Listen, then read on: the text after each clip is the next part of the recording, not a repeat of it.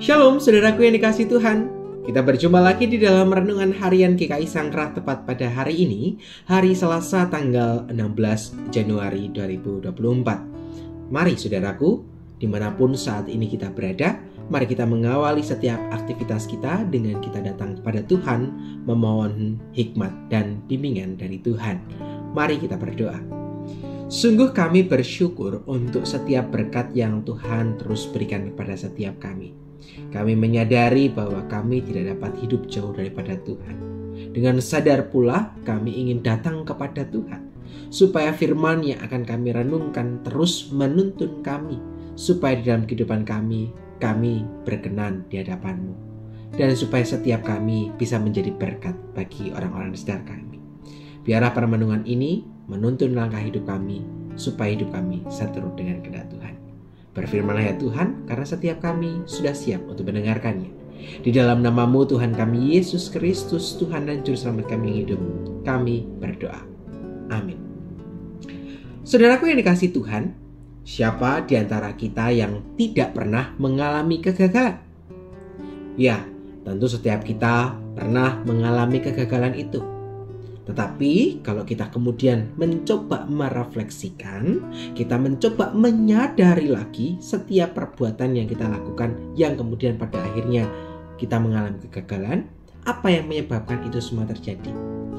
Harus kita akui secara jujur, ketika kita mengalami kegagalan, mungkin saja setiap kita punya andil besar di dalam kegagalan itu. Entah karena kita seringkali lalai sehingga kita tidak berhati-hati, atau mungkin karena kita meremehkan hal itu sehingga kemudian kita mengalami kegagalan. Namun bukankah dua hal ini yang seringkali menjebak kita sehingga kerap kali kita jatuh di dalam kegagalan? Nah saudaraku yang dikasihi Tuhan, di dalam pembacaan firman kita hari ini kita juga mau belajar lewat seorang tokoh yang mengalami kegagalan. Bukan karena kehendak Tuhan, tetapi karena ia sendiri yang melakukan ketidakhati-hatian. Nah, mari bersama kita akan membuka bagian Alkitab kita di dalam Perjanjian Lama, tepatnya di dalam 1 Samuel pasalnya yang ke-15, ayatnya yang ke-22 sampai dengan ayat yang ke-23. 1 Samuel pasal yang ke-15 ayat yang ke-22 sampai dengan 23. Demikian firman Tuhan. Tetapi jawab Samuel, apakah Tuhan itu berkenan kepada korban bakaran dan korban sembelihan sama seperti kepada mendengarkan suara Tuhan?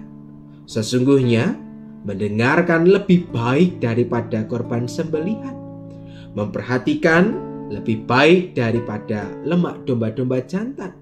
Sebab pendurhakaan adalah sama seperti dosa bertenung, dan kedegilan adalah sama seperti menyembah berhala dan terafim. Karena engkau telah menolak firman Tuhan, maka ia telah menolak engkau sebagai raja.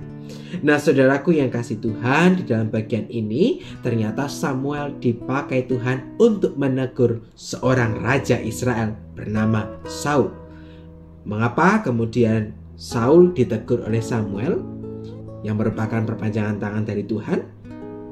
Ternyata di dalam bagian kisah ini Saul diperintahkan Tuhan untuk menumpas bangsa Amalek.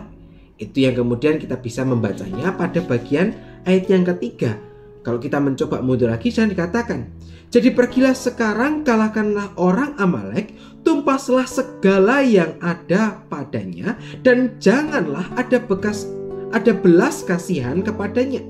Bunuhlah semuanya, laki-laki ataupun perempuan, kanak-kanak maupun anak-anak yang menyusu, lembu maupun domba, unta maupun keledai.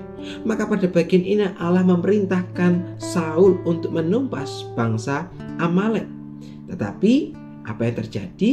Kita bisa melihat di sana ada keangkuhan, ada kemudian sikap ketamakan yang dilakukan oleh Saul. Maksud Tuhan pada bagian ini menumpas dari bangsa Amalek supaya apa? Supaya pada bagian ini tidak ada lagi balas dendam.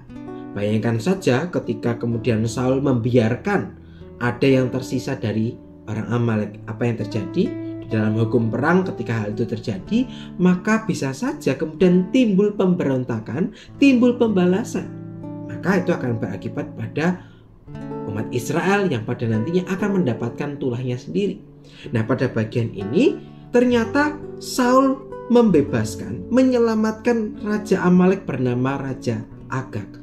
Dan ia kemudian membiarkan hewan ternak untuk kemudian dia simpan.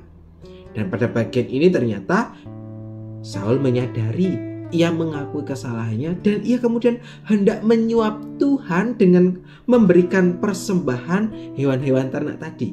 Maka dikatakan pada ayat yang ke-15, di sana dikatakan bahwa semuanya telah ditumpaskan, ya, semua telah dihabisi, ya.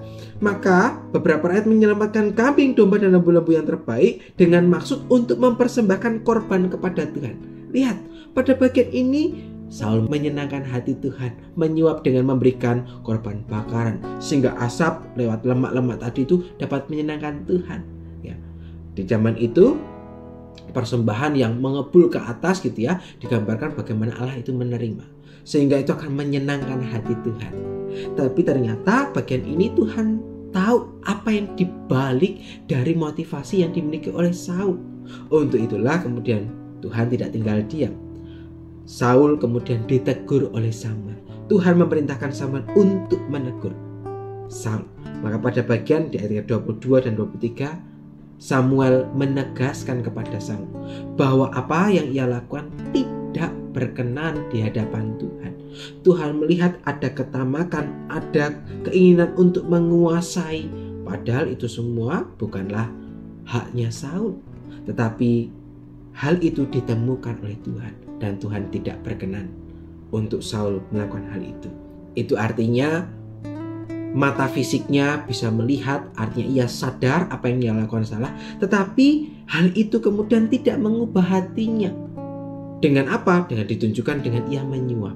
Kalau ia tahu bahwa hal itu salah, itu tidak berkenan dengan Tuhan, harusnya dia mengakui secara jujur kepada Tuhan, bukan kemudian dengan menyuapnya. Itulah yang menjadi kesalahan oleh Saul, dan Tuhan tidak berkenan atas kehidupan Saul yang demikian. Nah, saudaraku yang dikasihi dalam Tuhan, demikian pula dengan setiap kita. Mungkin kita juga bersikap sama dengan Saul, dengan kita bermegah atas diri kita, merasa diri kita kuat, merasa diri kita mampu, sehingga di dalam hidup kita tidak mengandalkan Tuhan, kita melupakan Tuhan, sehingga firman-Nya kemudian kita lalaikan, kita tidak taati dengan kita bermegah. Itu artinya kita terjebak di dalam kesombongan diri. Nah, saudaraku yang dikasihi Tuhan, di dalam bagian ini, di dalam 1 Samuel pasal 15, Tuhan menekankan bahwa Tuhan itu Maha Tahu. Maka pada bagian ini membawa kepada kita untuk berefleksi. Apakah di dalam kehidupan kita sudah hidup berkenan di hadapan Tuhan? Maka bagian ini mengajarkan kepada kita untuk kita memiliki ketaatan utuh kepada Tuhan. Jangan kemudian kita bermain dengan berkata, Allah Tuhan, tidak apa-apa ya Tuhan, melakukan hal kecil ini, apa sih Tuhan mengampuni.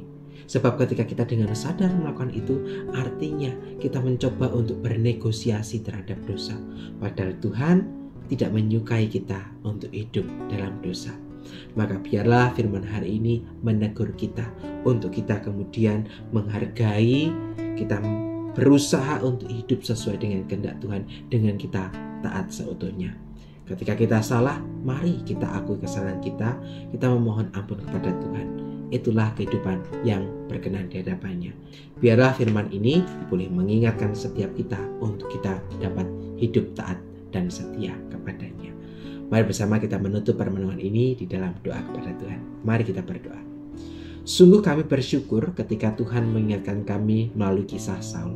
Biarlah kami terus diingatkan supaya di dalam kehidupan kami mengupayakan kehidupan yang taat seutuhnya kepada Tuhan. Jauhkanlah setiap kami dari kesombongan, supaya kami boleh terus dapat menjadi berkat bagi sesama kami. Mampukan kami ya Tuhan, di dalam nama-Mu, Tuhan kami Yesus Kristus, kami serahkan seluruh kehidupan kami hanya kepada-Mu. Terima kasih Tuhan. Amin. Saudaraku yang kasih Tuhan, demikianlah permenungan kita hari ini. Selamat beraktivitas dan selamat melanjutkan kehidupan bersama dengan Tuhan. Tuhan memberkati kita semua. Sampai jumpa.